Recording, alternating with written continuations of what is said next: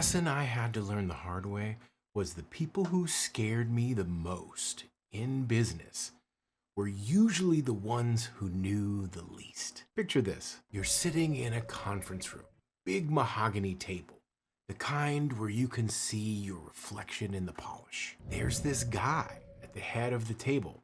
Let's call him Brad. And he's absolutely demolishing the room like Thanos with the Infinity Gauntlet. I'll do it myself.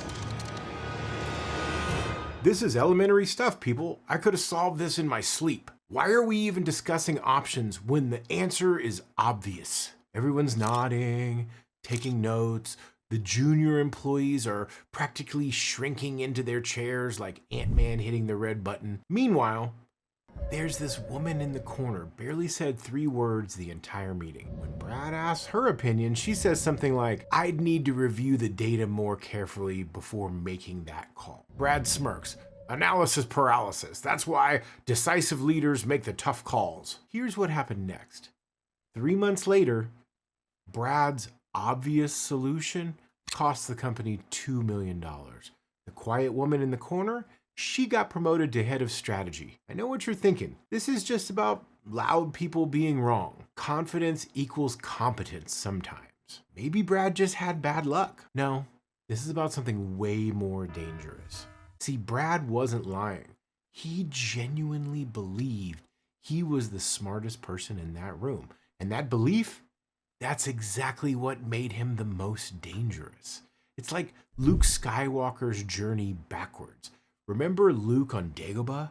Couldn't lift the X-Wing.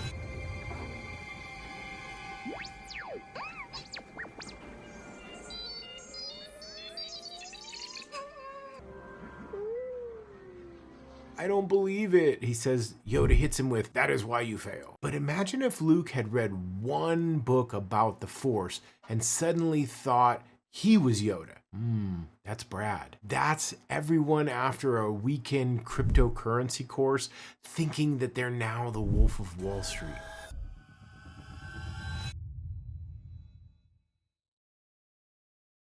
Think about it. It's like leveling up in a video game. Level 1, you know you're trash. You're getting destroyed by the tutorial boss. You're asking everybody for help. Level 10, you beat a few enemies and suddenly think you're ready for the final boss. You're running around like you're John Wick, guns blazing, no strategy.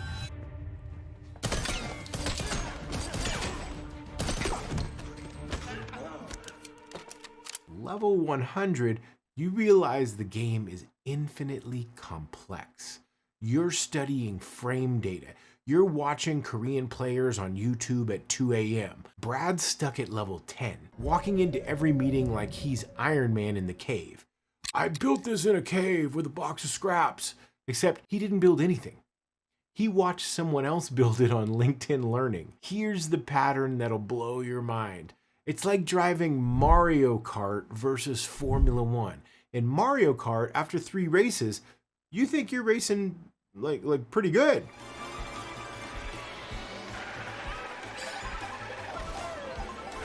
Drifting around the Rainbow Road, hitting every boost pad, you're unstoppable. Put the same person in an actual F1 simulator, they can't even get the car out of the pit without stalling.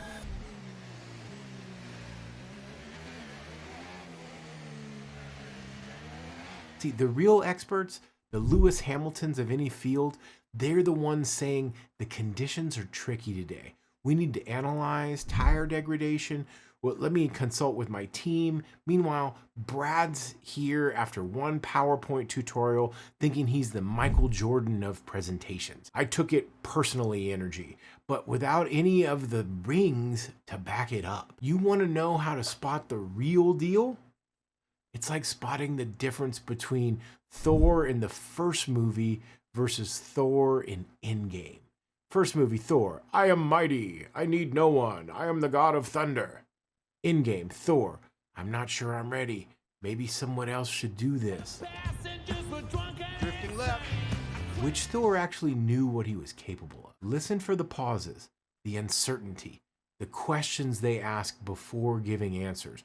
When someone says, "I need more information," That is not weakness. That's Batman checking the cave's computer one more time before heading out. That's Doctor Strange looking at 14 million futures before making the move.